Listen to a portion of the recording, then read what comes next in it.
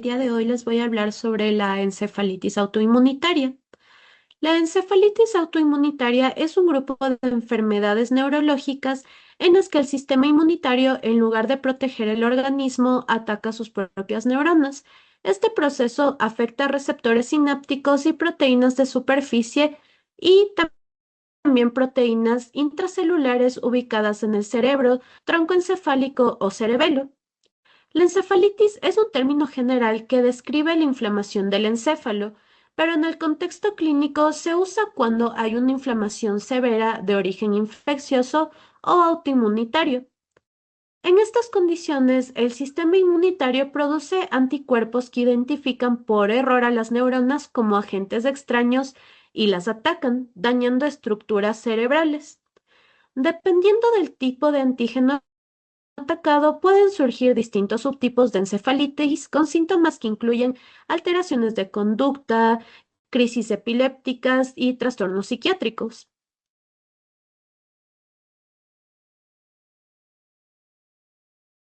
El estudio de estas enfermedades ha evolucionado gracias a observaciones clínicas donde pacientes con síntomas atípicos mejoraron tras recibir inmunoterapia. Investigaciones recientes han permitido identificar autoanticuerpos específicos, lo que ha cambiado el enfoque diagnóstico y terapéutico en neuropsiquiatría. La incidencia y prevalencia en la encefalitis autoinmunitaria es menos frecuente que otras enfermedades neurológicas. En Europa, la incidencia anual de encefalitis de el 40% tiene origen infeccioso y otro 40% se desconoce, y aproximadamente el 20% es de origen autoinmune. Dentro de la encefalitis autoinmunitarias, la más frecuente es la encefalitis por anticuerpos, anti-NMDAR, con un 4% de los casos. Otra forma relevante es la encefalitis vinculada al canal de potasio dependiente de voltaje, que representa un 3% de los casos. Comparado con otras enfermedades neurológicas, la encefalitis autoinmunitaria es aproximadamente la mitad de frecuente que la esclerosis múltiple, cuya incidencia oscila entre 4 y 8 casos por cada 100.000 personas al año. Factores precipitantes. La encefalitis autoinmunitaria puede originarse por distintos mecanismos. Uno de los principales es el mimetismo tumoral. En algunos tumores, como los teratomas o ciertos cánceres de pulmón, se expresan proteínas similares a las neuronales. El sistema neurológico las ataca y como consecuencia también ataca al cerebro. Otro factor precipitante es la infección por virus.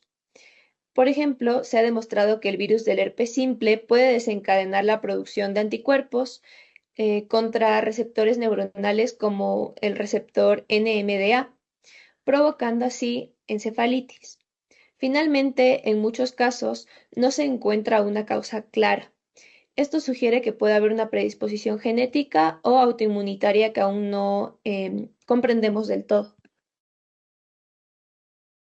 Las características clínicas o criterios diagnósticos.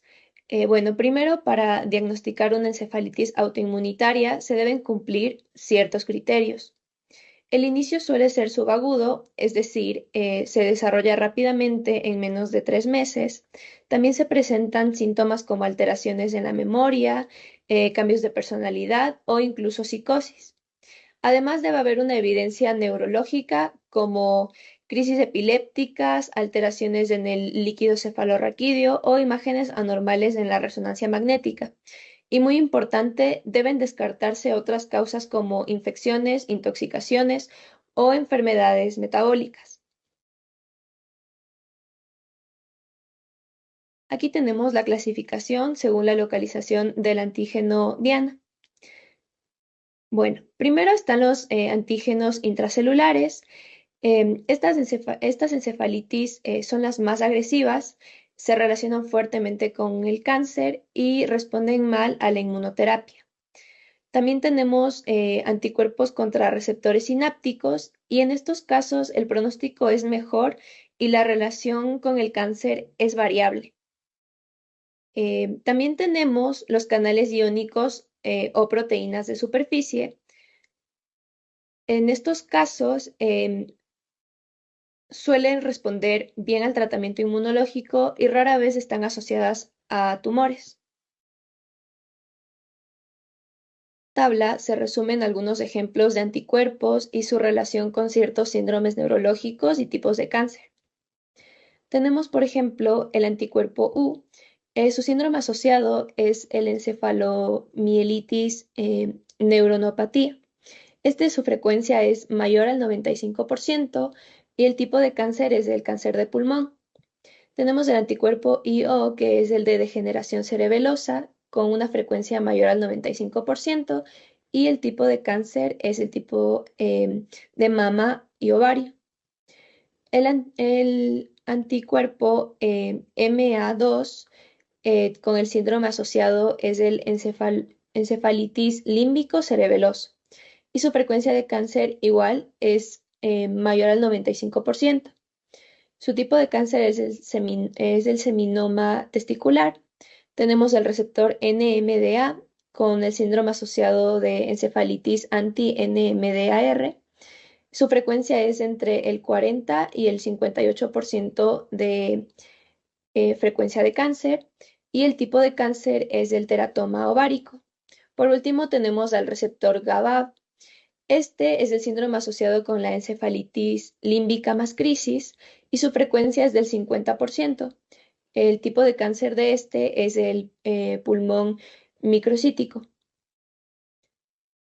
En conclusión, la encefalitis autoinmunitaria puede tener causas muy distintas, desde tumores hasta infecciones virales. El diagnóstico se basa tanto en la clínica como en estudios de laboratorio e imagen. Algunas formas están muy ligadas al cáncer, mientras que otras no. Y según el tipo de anticuerpo involucrado, se puede anticipar qué tan grave será la enfermedad y cómo corresponderá al tratamiento. Otros ejemplos sobre anticuerpos está el LGI1, que se encuentra asociado a la encefalitis límbica con una frecuencia del 5 al 10% y su tipo de cáncer va a ser el timoma. Otro es el GAS-PR2, que es un síndrome de Morvan o encefalitis límbica con una frecuencia del 50 y del 20 al 50% en el síndrome de Morvan. Su tipo de cáncer va a ser el timoma. Y por último, el DPX64. Se asocia a la encefalitis o hiperexia y tiene una frecuencia del 10% y su tipo de cáncer va a ser el linfoma. La encefalitis autoinmunitaria, bueno, como introducción, la clasificación sindrómica es la más útil para la encefalitis autoinmunitaria. Esta clasificación se basa en la identificación de síndromes clínicos reconocibles y relativamente estereotípicos. Estos síndromes se relacionan de forma más o menos específica con ciertos anticuerpos. Además, tienen una menor o mayor probabilidad de asociarse con cáncer sistémico. La inflamación del sistema nervioso central en este tipo de encefalitis puede circunscribirse a regiones concretas. Esto se debe a la especificidad topográfica de ciertos antígenos intracelulares, receptores sinápticos y proteínas de superficie celular. Síndromes neurológicos paraneoplásicos. Estos síndromes son clínicamente reconocibles y se relacionan con una elevada probabilidad de cáncer sistémico. La probabilidad de cáncer va a depender en gran medida del tipo de anticuerpo que produce el cuadro. Síndromes comunes incluyen a la encefaliomelitis aguda diseminada, la encefalitis límbica, la degeneración cerebelosa subaguda y el opsoclono-mioclono. Los síndromes con anticuerpos contra antígenos intracelulares como el HU-IMA2 se asocian casi siempre con el cáncer. Tienen un mal pronóstico y mala respuesta a la inmunoterapia y ablación tumoral. En contraste, los individuos con anticuerpos contra antígenos de superficies neuronal, incluidos los más comunes que son el LGI1, el GABA y AMPA, tienen una menor frecuencia de relación con un tumor. La encefalitis límbica autoinmunitaria. Bueno, su cuadro clínico se caracteriza por un síndrome subagudo de rápido progreso, que va a ser de menos de 3 meses aproximadamente. Y los síntomas van a incluir la confusión y alteración de la memoria de trabajo. Van a haber síntomas psiquiátricos como cambios en el estado de ánimo, alucinaciones, desinhibición o cambios de personalidad. Síntomas cognitivos como la apraxia, afasia, alteraciones del pensamiento abstracto o cálculo. Síntomas hipotalámicos que son la hipertemia, hipersomnia, ganancia de peso o disfunción endocrinológica. Frecuentes crisis epilépticas, siendo las más comunes las crisis focales complejas del lóbulo temporal, las psicomotoras y las crisis motoras generalizadas. Su diagnóstico va a estar definido o se puede establecer si se cumplen ciertos cuadros de criterio.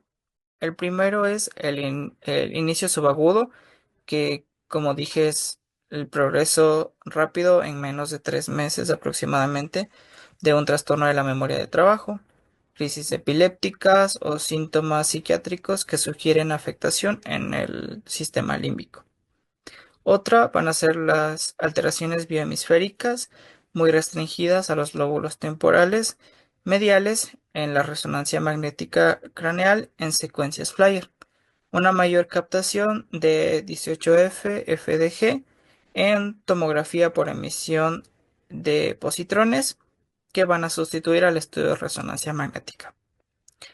Al menos uno de los siguientes, como la pleocitosis del LCR, que van a ser el recuento de leucocitos, también el encefalograma con actividad epiléptica o actividad de ondas lentas en el lóbulo temporal. Bueno, yo les voy a hablar de la encefalomielitis aguda diseminada, también conocida como ADEM. Es una enfermedad inflamatoria y monofásica del sistema nervioso, central frecuentemente en niños y adultos menores de 40 años, que puede aparecer después de una infección aguda o una vacunación. Los síntomas que hay aquí es que provoca encefalopatía junto con otros síntomas o signos neurológicos como lo son la parálisis de nervios craneales, lo que afecta la movilidad de ojos, la cara o la lengua, también la ataxia, que es los problemas de coordinación, la hemiparesia, que es la debilidad de un lado del cuerpo, la miclopatía, que es la afectación de la médula espinal, y la neuritis óptica, que es la inflamación nerviosa que puede reducir la visión. Luego tenemos el diagnóstico. Nos menciona que esto se lo puede hacer mediante el líquido cefalorraquídeo conocido como el LCR, que es el ligero aumento de los linfocitos que rara vez bandas oligocionales. Luego tenemos la resonancia magnética RMN, que son lesiones grandes de la sustancia blanca, ganglios basales, tronco encefálico, cerebelo y lo que es la médula espinal. Bueno, aquí nos habla de la importancia de los anticuerpos.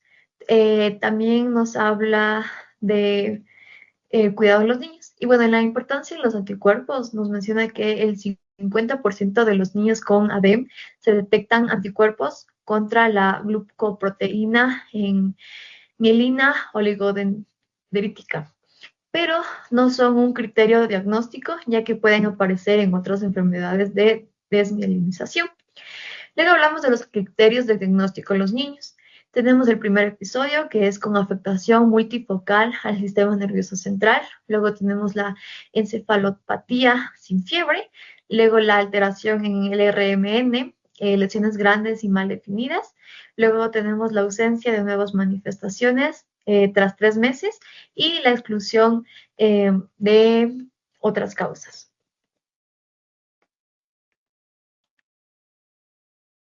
Luego hablamos de la encefalitis antirreceptora, que también es conocida como la NMDA. Esta es una enfermedad en la que el sistema inmunológico ataca al receptor, que es el N-metil de aspartato, que es el NMDA en el cerebro. Este receptor es clave para la comunicación neuronal experimental, especialmente en los lóbulos temporales y el hipocampo, que son regiones involucradas en la memoria y las emociones. También nos habla acerca de a quienes afecta más esto. Y esto es más común en mujeres jóvenes. El 80% de estos casos nos menciona que es una edad media de 22 años. El 40% de los casos afecta a niñas y adolescentes menores de los 18 años. Y los factores desencadenantes son tumores especialmente en los teratomas del ovario, la encefalitis por herpes simple, aunque en el 55 y el 60% de los casos no hay una causa identificable. Luego tenemos los síntomas y la evolución. La enfermedad progresa en etapas, comenzando con síntomas leves y evolucionando hacia manifestaciones muchísimo más graves. Luego tenemos los prodromos iniciales, que es la fiebre y el dolor de cabeza en el 70% de los casos. Luego tenemos los síntomas psiquiátricos, que son en las primeras semanas, que son la ansiedad, el insomnio, la ideación delirante, que son delirios de grandeza, hiperreligiosidad. Luego tenemos las alucinaciones, los pensamientos paranoides, los cambios de humor, manía, agresividad y el discurso acelerado y desorganizado. Bueno, aquí nos menciona que en esta fase se sospecha erróneamente un brote psicótico o el consumo de algunas sustancias como son las drogas y que a veces hay pacientes que son internados en centros psiquiátricos sin analizar anteriormente esto. Luego tenemos lo que son los síntomas neurológicos que son muchísimo más avanzados, como son las crisis epilépticas, la hipofluencia verbal o el mutismo, los movimientos involuntarios, las disinesias orofaciales, las posturas anormales, la rigidez muscular, la disfunción autómica, el ritmo cardíaco acelerado, la hipertensión, la fiebre intensa, hiperventilación. Y en casos más graves, los pacientes pueden entrar en un estado de coma con periodos de agitación. Los síntomas, en cambio, de los niños pequeños no varían mucho, pero los síntomas más frecuentes que hay aquí son las crisis epilépticas, la irritabilidad, el insomnio y la pérdida del lenguaje. Luego nos menciona acerca del diagnóstico de la encefalitis antirreceptora NMDA. En esta habla de los anticuerpos, el LGG contra el receptor NMDA, y también puede haber una inflamación leve. Habla del electroencefalograma, que son ondas lentas de activas epilépticas, y en algunos casos un patrón único llamado las ondas extremas en cepillo. Habla también de la resonancia magnética, que en el 60% de los casos es normal, entonces hay que tener mucho cuidado, pero en algunos pacientes hay alteraciones leves en la corteza, el cerebelo y el tronco encefálico. Y la confirmación diagnóstica, que es muy esencial para detectar los anticuerpos en este caso y no solo en sangre. El tratamiento habla de la inmunoterapia, que son corticosteroides, inmunoglobulinas intravenosas, rituximab y entre otros más. También habla de la cirugía, si es que hay un teratoma en ovarios, se recomienda una extracción. También nos habla de manejo de síntomas, que puede ser mediante medicamentos para controlar las crisis epilépticas y los movimientos involuntarios y la disfunción autómica. De ahí nos habla del pronóstico. Nos menciona que el 80% de los pacientes se recupera o mejora significativamente con el tratamiento. Y la mejora inicial ocurre con síntomas físicos.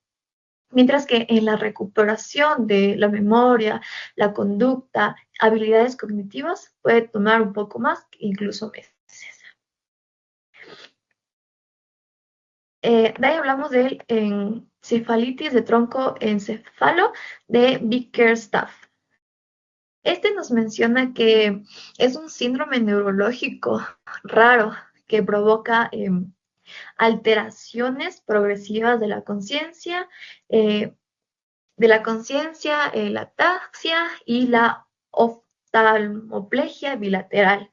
En este nos habla que hay dificultades para mover los ojos, que se presenta también de manera subaguda, es decir, que en menos de 4 semanas y casi siempre sigue una infección. También nos menciona que hay síntomas principales, como es el deterioro del estado de la conciencia, que progresa rápidamente. Tenemos ataxia, que es la pérdida de la coordinación motora. Tenemos la oftalmoplegia bilateral, que es la dificultad para mover ambos ojos. Las alteraciones pupilares, que es la parálisis facial bilateral. El síndrome vulvar, que es la dificultad para hablar y para tragar. Tenemos el signo de Bainski bilateral, que es la respuesta neurológica normal de los pies, y en algunos casos la debilidad generalizada en extremidades similar al síndrome de Guillain-Barré.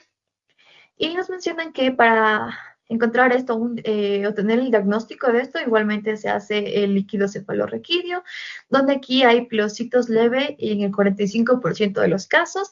Nos mencionan que hacen resonancia magnética, que normalmente la mayoría, en algunos pacientes puede haber lesiones en el tronco encefálico. Y los criterios de diagnóstico es la alteración del estado mental, la oftalmoplegia externa bilateral y lactasia. De ahí nos habla de los anticuerpos, que es el LGG y el anti-GGIB. En este nos menciona que son muy específicos para el diagnóstico, pero en menos o en el 32% de los casos puede estar ausente. Aún sin estos anticuerpos, el síndrome puede confirmarse si cumple con los criterios clínicos.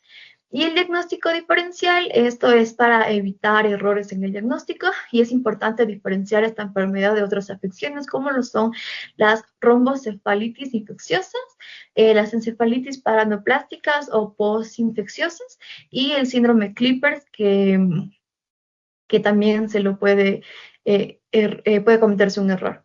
Y los pronósticos y tratamientos generalmente es monofásica, que es un solo episodio sin recaídas, tiene un buen pronóstico, que es como una recuperación progresiva, y el tratamiento con inmunoterapia y manejo sintomático según las necesidades del paciente. Ahora vamos a hablar de la encefalitis autoinmunitaria probable y encefalopatía de Hashimoto. En esta se nos menciona que cuando no se identifican anticuerpos específicos ni se cumplen los criterios de encefalitis autoinmunitaria bien definida, se considera un diagnóstico de encefalitis autoinmunitaria probable. En esto se toman criterios para ver si es que es una encefalitis autoinmunitaria probable sin anticuerpos y se requieren de 4, que son los siguientes. Tenemos que primero tiene que tener una progresión rápida en menos de 3 meses de deterioro cognitivo, cambios de memoria o síntomas psiquiátricos. Nos habla, segundo, de descartar otros síndromes neurológicos bien caracterizados. Tercero, los resultados de laboratorios compatibles como los plebiscitos de LCR que hemos mencionado anteriormente, la elevación del índice de la LGG y las biopsias con inflamación. Y cuarto, tenemos la exclusión de otras causas mediante pruebas clínicas. Nos habla que en esta encefalopatía de Hashimoto, el trastorno neurológico raro relacionado con la tiroides autoinmune, también tenemos que los síntomas pueden tener crisis epilépticas, mioclono, alucinaciones, episodios similares a accidentes cerebrovasculares. También el LCR, el RMN suelen ser anormales o inespecíficos y tiene buena respuesta a los corticoides, lo que refuerza su origen inmunológico. El diagnóstico y el tratamiento que se va a presentar aquí es que si un paciente presenta encefalopatía y enfermedad tiroidea subclínica con anticuerpos antitiroideos, se recomienda una prueba con corticoides para confirmar así el diagnóstico, dado que su fisiopatología no está bien definida y se clasifica como la encefalitis autoinmunitaria probable. Gracias por su atención.